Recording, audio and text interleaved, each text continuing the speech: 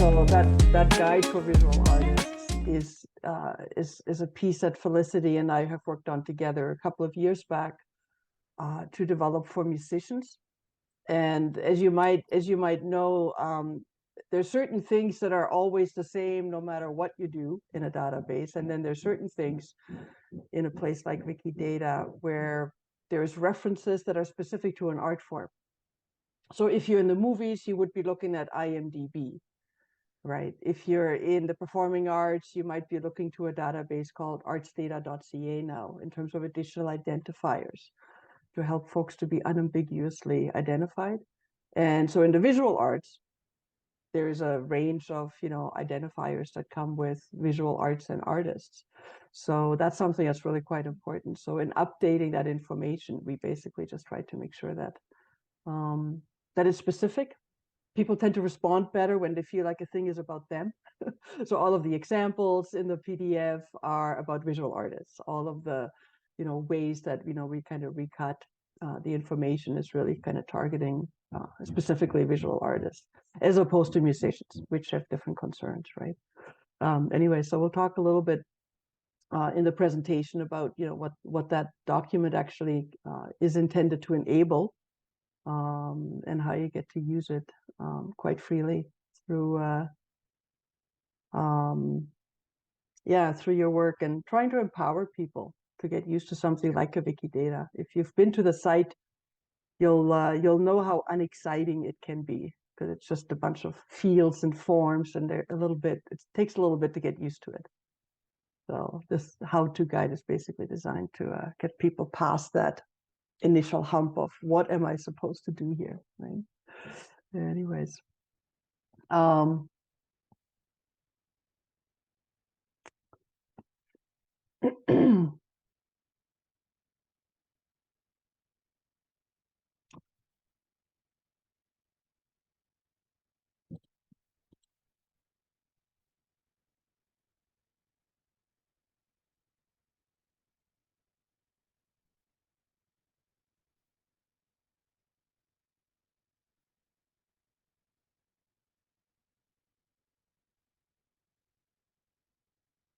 Victoria, are we starting officially right on time? If you want to wait 5 minutes, I'm okay with that. I'd give people a moment. I don't want to wait 5 minutes, but I'd give them until another minute and see if they show up. And you'll be able to share the recordings with folks afterwards as well. There's Gregory joining in the waiting room.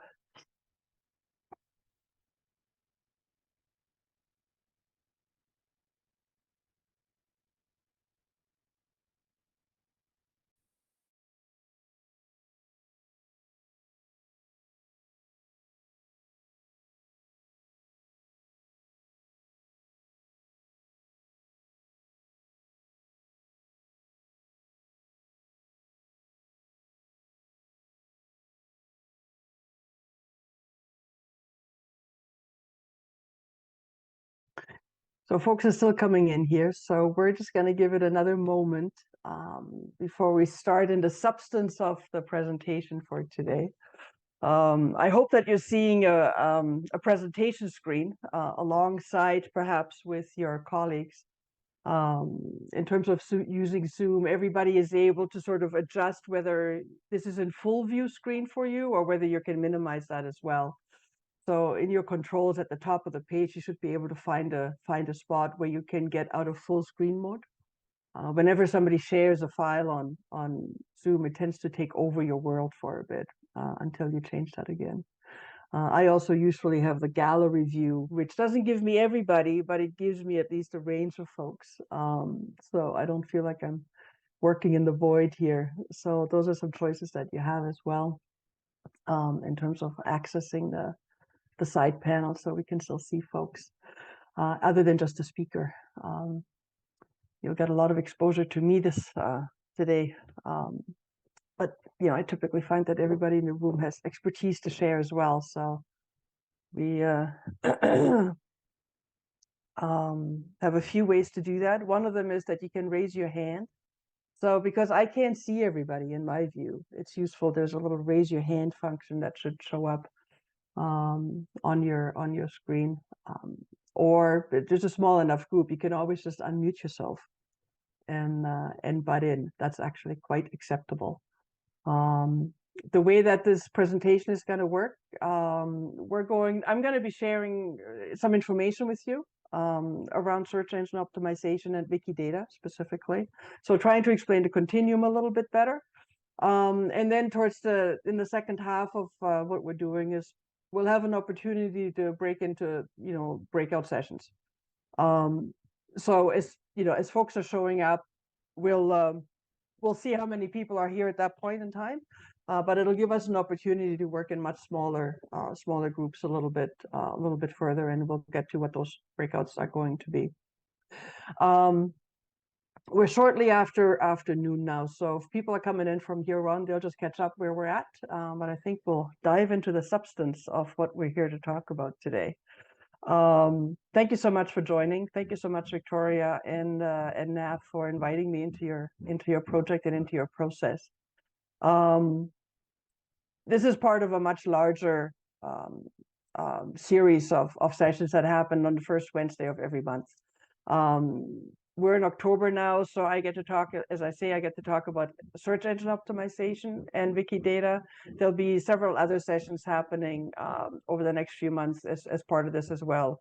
And they all look really interesting to sort of get deeper into these conversations about how to use Wikidata and the Wikimedia Foundation's tools really effectively.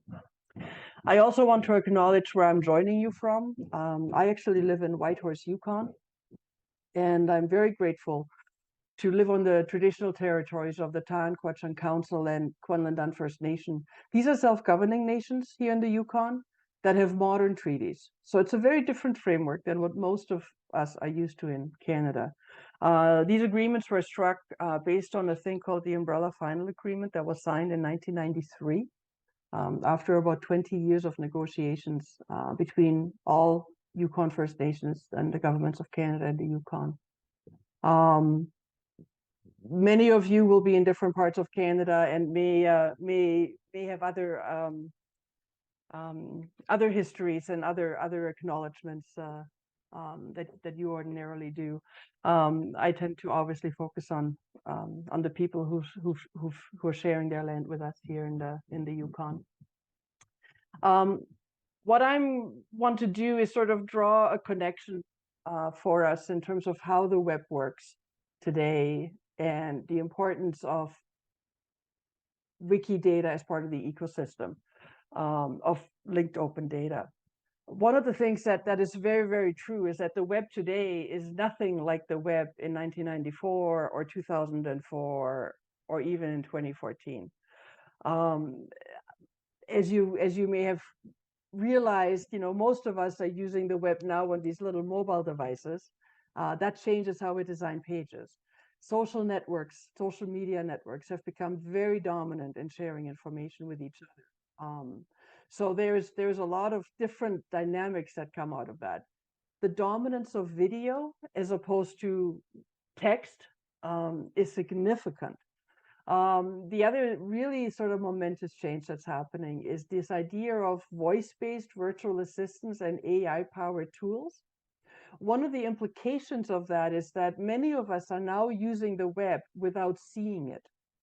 When I ask Alexa for the weather forecast, I get a voice answer, but I'm not actually seeing anything. If I ask Alexa about what movies are on in Whitehorse tonight, she'll tell me, right? But I don't actually see anything. So that's a qualitatively, rather different experience. There's implications for how we render our web content, our content online as a result of these changes, right? We can't assume anymore that everybody will read your website or that people will read the content you're putting on. That generates, challenges because we have to know more about how the world works. We have to know more about the evolution. We have to know enough about the evolution, I would say, of the internet. What I'm showing you here is just a conceptually sort of continuum of what it's like to simply be present online That means I have a website, quite independent on whether I can find that website on a search engine, right? So having a website is a first step. Having your Facebook page and various social media accounts is a first step. That means you're there. For a long time, I think after about 2004, search engines became much more transparent about how their algorithms are actually working. And we were able to optimize for search engines by using basically keyword strategies. So users search, they type in something in a field, that is a keyword. And results get returned magically, rather quickly if you're on Google, for instance, which is the dominant search engine. But you get a lot of blue links basically, and you had to sift through what you wanted to look at. We still do that today, but the way that search pages are displayed looks really, really different now.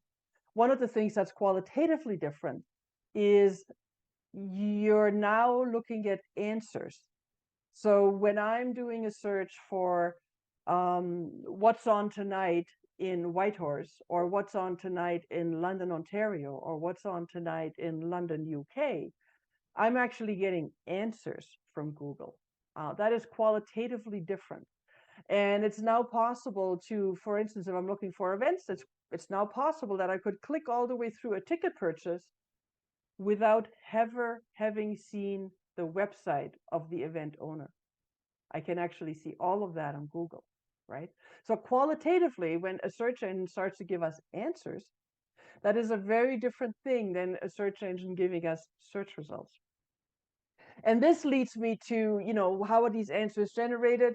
There is there's a bunch of technical terminology. I don't want to get too bogged down in that, but essentially what you need to do for this advanced search engine optimization is to use a thing called structured data.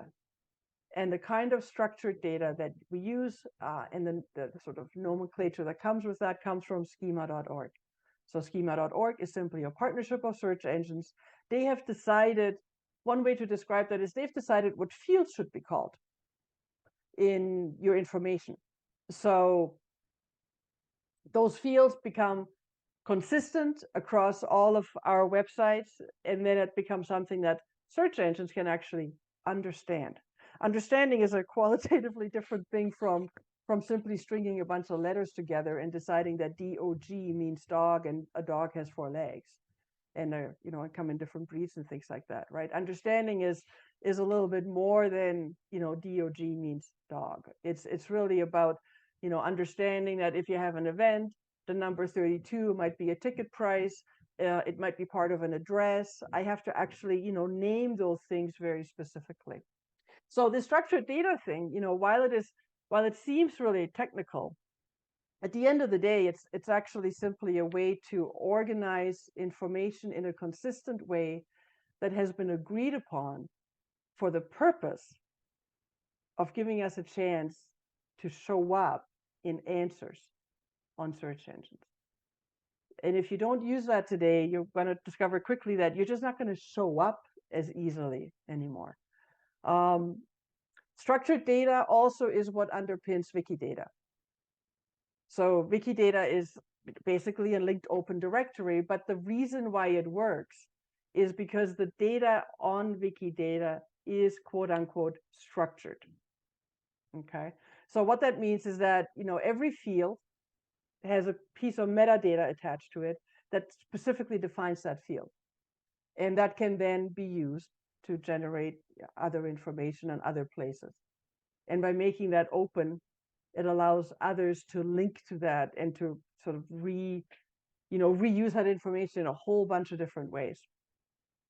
So this is my sort of quick overview here. I'm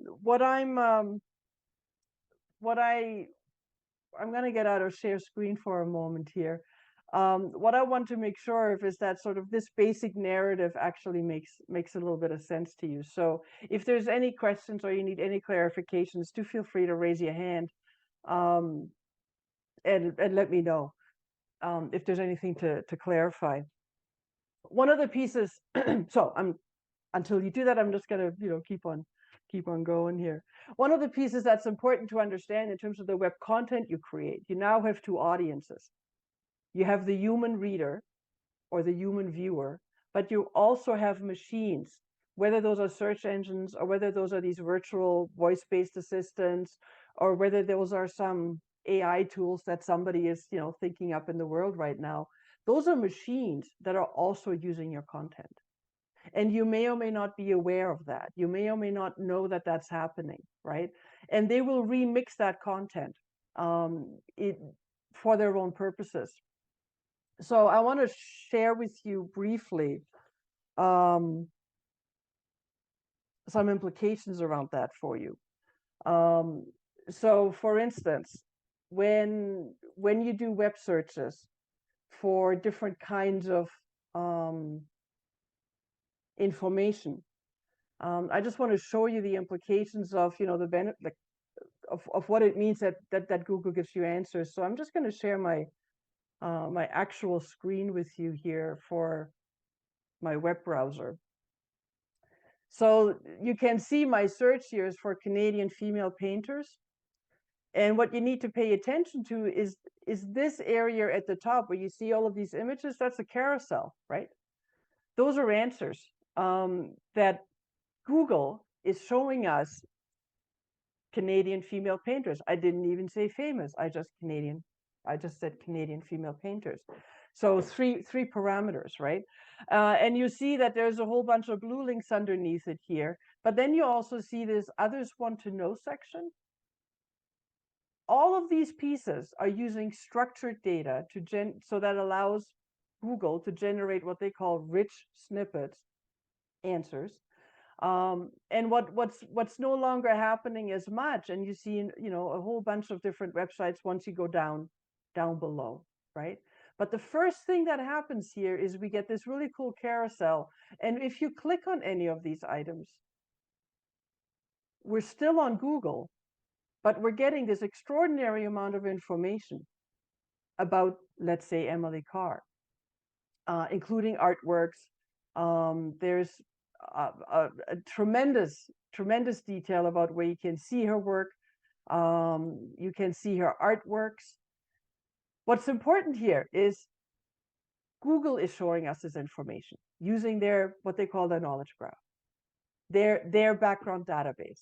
So they're remixing information that they have siphoned off the internet, and they're giving it to us in these really powerful, useful ways, right?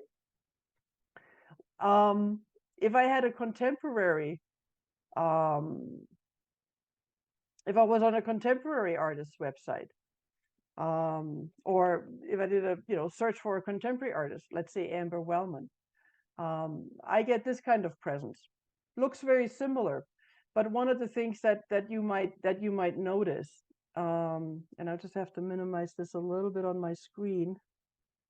Let's just give me a second here.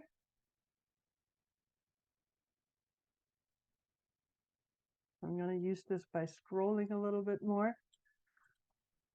What you might notice is the amount, okay, I think we can see that all, is the amount of information about her on the surface looks quite similar to what I just showed you about Emily Carr. But on the about section, we're missing all kinds of detail. And maybe she doesn't have famous parents, and maybe she doesn't have siblings worth noting and things of that nature. But the amount of information about, Amber Wellman, a contemporary artist, is a lot less than it is about Emily Carr. And you're missing a lot of that sort of, tombstone information about her. You're also very quickly into just a bunch of, blue links. You're not getting this other, these other pieces around about us, right? Or what others have asked or things of that nature, right? So the difference between these profiles really is about what's available in Wikidata to a large extent.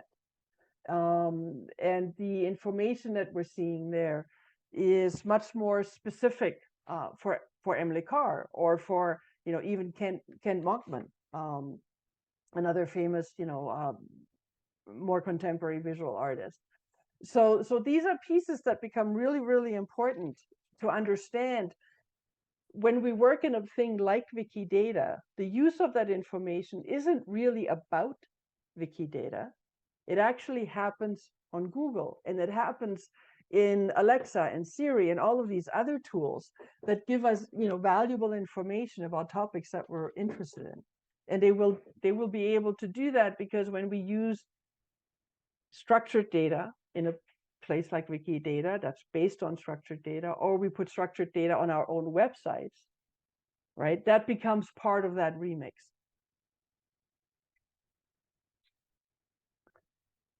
So it's gonna make sure that we're good so far. It's a pretty powerful thing that Google does for us, right? And really, when we're getting into what does this open linked data do for us, it's about positioning Canadian artists in this case, Canadian visual artists, contemporary Canadian visual artists, into that landscape. Jill, I see your hand is up. Yeah, oh, can you hear me? Yes. Okay, sorry, that might be better. So you can actually input your own information into Wikidata.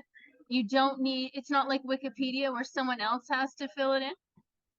That is absolutely correct. So there's a significant difference between Wikipedia, which is an encyclopedia, so it's articles, and the publishing rules for that are significantly different than Wikidata. So Wikidata is really quote unquote just the facts. And one of the ways that both of these work is through references, right? So you gotta source your information, and often is a source online. Wikidata, being a database of just the facts, is completely open to anyone, including you yourself, to update your information. You still need to reference it. And if you don't have a reference on Wikidata information, it's basically not going to get used, right? Which is different from a published article where all kinds of things are not referenced, and eventually they'll get flagged, perhaps, right? And there might be editors that care, and they start updating that information. There is a short form that we sometimes say that you can't use your own, that you can't update your own content. Strictly speaking, that's, and Navino, you may have a view on this. Strictly speaking, that's actually not how the rule works. It's that you need to sort of be at a super high level of authoritative information, and you can't be self-referencing. And you can't be promotional, right? So this is where the issues come up, where you may not think that you're writing in a promotional style about your own organization, but it's actually a different tone. And so there's lots of nuances there that make us say it's best not to update your own thing on Wikipedia, right? Because the penalty is getting blacklisted, where you become an editor that no one can edit, right? So it's a risky thing to do, but it's actually not so hard and fast. There's never update your own information. The issue that comes up is often around politicians, right? There's some really obvious areas where politicians updating their own content or having the office update that, you end up with these editing wars because it's really contentious, right? But so the short answer is Wikidata, anyone can edit, including you yourself, and that's actually welcome. So it's a little different from that standpoint, for sure. What I've been finding is that artists generally know nothing about Wikidata. They don't understand anything about this world that I'm trying to describe to you. And they're very focused on getting their work out. And they don't, and because the impact of working on Wikidata is a little bit more long-term than updating your own web page and putting a link onto Facebook to that and saying, hey, I've got a new painting done. It's for sale, right? That's a very immediate process. The Wikidata process around linked open data is a lot longer, right? And it's much more about a long-term positioning where you're trying to make sure that if you're part of I don't know, some kind of a collective or a niche group of, artistic discipline, or, you just want to say, hey, when somebody searches for, Canadian female painters or Canadian lesbian sculptors, I want to make sure that I show up. So this is where Wikidata really is powerful, right? Because it allows us to sort of share those facts about our practices and who we are, in a way that gets remixed with a bunch of other information that otherwise wouldn't really be available. I see another hand up. Irina. Good Yeah, morning. good morning.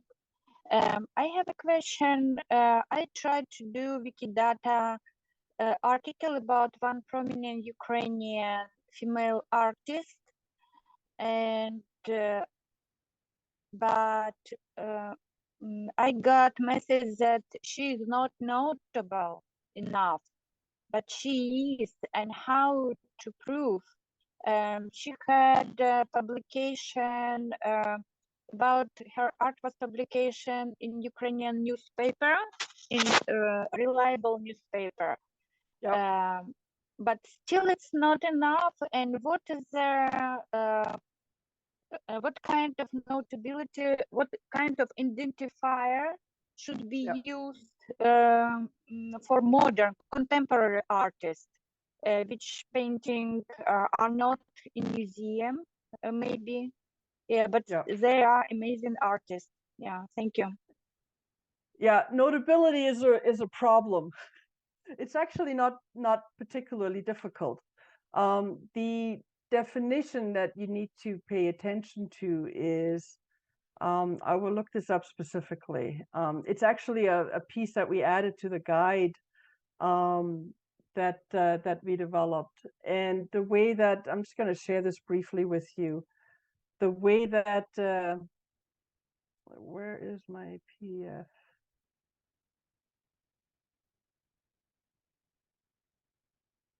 Sorry, let me just. Just while you're looking, can I just Yeah, mention that there's, I please. mean, there's, it sounds like that should have been allowed because, like, one of the key things is as long as you're adding facts that are, referenced by a well-known and respected source, which is a newspaper, clearly should fit the bill. Be interesting to see the specifics about this this item actually. So yeah, just wanted to mention that. That was my thought. I'll revert back. Inga. Yeah, no, thank you. I think you're not maybe seeing the beginning of my file here, of the sentences. There we are. So we added a little piece here about notability. And it's as simple as your in terms of Wikidata, you have to have at least one valid link to a page on any of the other Wiki Foundation properties. So Wikipedia, Wikidata, Wikibooks, Wikimedia Commons. So what you might find, so did you try to create a Wikipedia article? Is that what I heard you say? Or it's a Wikidata entry? No, right? it is Wikidata. Perfect. Yeah. So there is a self-referencing that happens within the Wikimedia Foundation pieces, that if you were able to, what you might try is upload a Wiki Commons image of the artist. Right, and just to start to have some traction somewhere within the Wikimedia Foundation properties, and you see the full list here, that might help. The other thing is that it has to refer to someone that has been described using serious, and this is a very challenging piece, serious and publicly available references. So that article has to be an online article and it has to be reputable. So sometimes you will have differences of opinions of whether a blog would be reputable versus a printed magazine, for instance, right? So in the arts world, printed magazines would matter more than, Inga is writing a blog post. So what is serious can be up for discussion. One of the things that's important to remember is that we can't generate websites of our own and then use those as our ultimate reference. They can be used as the official website, of course, but self-referencing is something that's basically frowned upon. I could create a completely fictitious person and create a website for them and have that be completely fictitious, right? So that's part of why it's hard to use your own website as a reference for a whole bunch of facts on Wikidata. And then the only other reason why something is notable is because it's important for the structure of Wikidata. So for instance, you want to add, exhibits for an artist and you end up, sort of referencing galleries that they've exhibited at. there's going to be, you know, sort of statements that would be enhanced because you can now cross-reference and link that I've been exhibited at a particular location and things of that nature. Another notability people might relate to, you know, in the arts, it's often about mentorship or that you've studied with other famous people, right? So being able to cross-reference those things would be another way that you become structurally important. So it is tricky sometimes to get, and we found that also not just, you know, with the kind of artists you're discussing, but this can happen, you know. I think part of why Victoria is doing this work is because there's a challenge sometimes around female artists getting deleted because they're not considered notable by somebody. Or that people who are on the margins of the mainstream of the arts world sometimes get deleted because they're not quote unquote notable.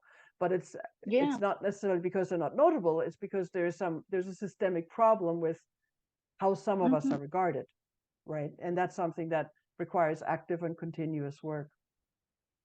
Nav, is there a way to argue about those kinds of deletions in the Wikidata world? I mean, there certainly is. You know, I mean, normally it's a matter of getting other community members involved, because normally when something like that happens, it's because a particular admin has had a notification that a new item's been created, and they've just gone through to check it. Normally automated, you know, and they've checked it and thought, well, you know, I don't think that reference is good enough, or I can't see the article online, or something like that, and they've made a call themselves. So I think normally the next thing to do would be to post a message in Wikidata project chat, which is like the central place where everyone discusses things, and at least then you can kind of get a wider range of opinion about what's happened.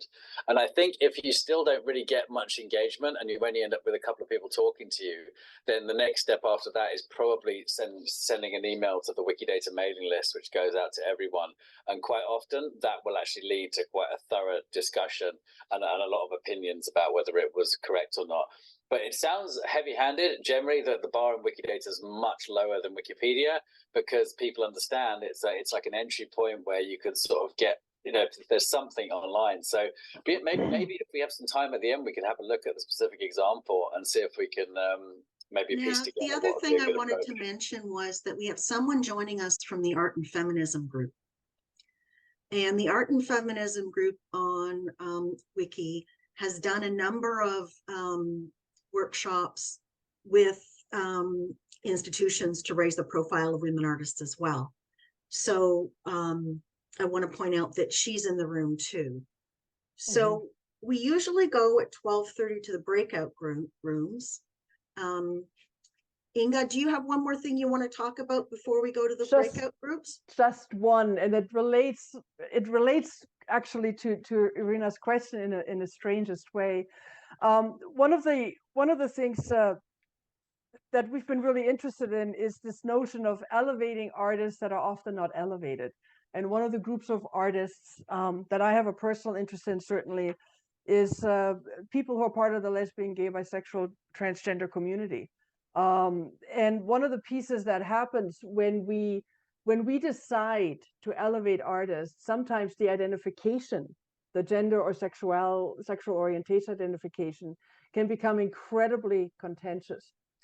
And that's not a healthy thing. So one of the things that we need to think about when we want to elevate an artist is whether they're actually out in the world at large. So about, you know, half the countries in the world, it's not okay to be gay. There's laws against, you know, folks that like myself. So and transgender is a whole other topic and issue.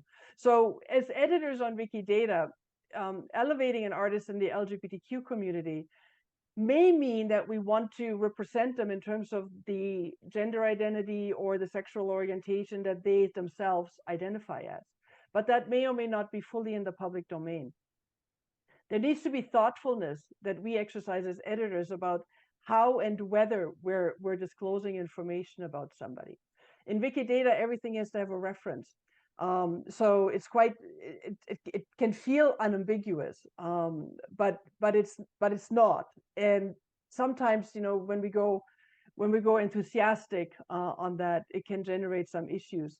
I live in Canada. I'm feeling fairly secure as a lesbian in this country. If I was living In Central Africa, I might not. If I was living in Russia, I have, the content with a whole bunch of laws. In fact, if I was in the US today, I might feel, fairly threatened as well. So those are things that we need to be thoughtful of. The page I'm showing you here is actually the back end of what happens when editors discuss changes that they're making. You can see that on a Wikidata profile. You can also see that on a Wikimedia profile. So this is about Elliot Page, who used to be Ellen Page, and came out very publicly in December 2020. And you see the discussion that happens here about the changes that get made around gender and identification. And at some point, those records basically become locked, and only certain kinds of people can edit them. I think you have the same idea here in terms of, things are getting added and removed, and it's gender female that gets removed, it gets added back in, right? So that's something to be mindful of as we're trying to elevate artists. Is sometimes there's more risk than we appreciate attached to some of that, and we need to be thoughtful about how we're doing these pieces. Now, with that, what I'm going to invite you to head for, and I'm going to share that screen now, Victoria, in terms of the breakouts that we've got prepared. So there's basically just three of based on them, what so some of the people have been saying that have Wikidata profiles of the group, and I know some of you do. The ones that are joining us that are new, that don't have a Wikidata profile, like I think I'm just going to bring up the gallery here. So for example, Greg, I think you would pick Group A. Tracy May, pick Group A. Lisa, I don't know if you have a Wikidata profile or not. I know that Robin does, Irina does, Beanish does, Emily does, Nina probably already does. Taylor, I don't know. Can you speak up for a minute? This is Lisa, and we do not. Okay, so could you, what's going to happen is that I'm going to open up the breakout groups, and we're just going to leave this up so that for the new users, some of which I already, Jill, you may be a new user as well, that you select Group A, and I will be helping those people to get user IDs. Inga has some very good visualizations, and Nav and Felicity are going to be doing some editing. Nav or Inga, do you want to say anything more about the choices?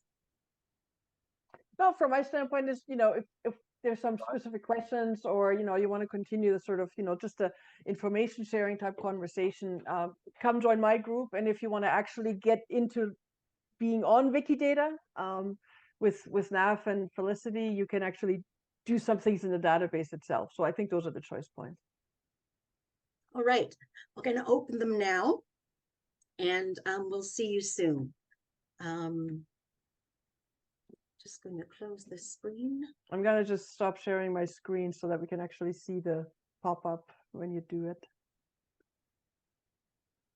Okay, it got rid of my breakout groups. I'm not happy. Okay, let's create. They were there. I'll create them very quickly. Yeah, that's the beauty of Technology. of technology doing its own thing sometimes. While Victoria does that, if there's any other sort of comments or questions right now, feel free to chime in, of course. This is go ahead, Robin. How do you know that the information's maintained? Like as you say, the name of the pronoun kept changing. Yep. Like anything open is subject to how accurate is it over time? Yeah, absolutely. So part of that is to simply make sure that, like, take a look at the back end. When I'm not sure which group you're going to go into. I'm going in yours. Okay, fantastic. Yeah, no, that's great. I'll show you in the small group how that's going to look, and how you can sort of figure out what happens with your listing. Great. And Thank you. I was just Awesome. going to add to that as well. A lot of the references on Wikidata and on Wikipedia, they'll have a date retrieved thing. So a lot of the time when you're looking for real truth, because of course it's a problem, and there's always, the more popular something is and the more mainstream it is, the more likely it is it's really up to date and absolutely right. And as you drift off into sort of less mainstream topics, you tend to find stuff that's a bit out of date. Maybe there's a broken link that was a reference that used to work and it no longer does. So I think the general thing is that when you're looking at stuff that is not so mainstream and popular and important to a lot of people, then you do have to have that extra bit of caution around it. And certainly just checking the reference yourself and seeing if that kind of makes sense. And if the date retrieve says like 7 years ago or something like that, then you know maybe this would be wise to just take it with a pinch of salt and look further. And obviously, if you do find out that something is wrong or incorrect, so the nice thing to do is to go and actually correct it. But I think the other thing to watch out for Wikidata is you often have, if Wikidata is okay with conflicting results, like you can have two things that are completely like saying the opposite thing, as long as they can both have a reference. If the idea is there's sometimes not a clear answer to things, and as long as you have a reference for that one statement, it's okay, but yeah, definitely some caution required when you're not on Barack Obama or something like this. Really, like millions of people are going to be seeing. Yeah.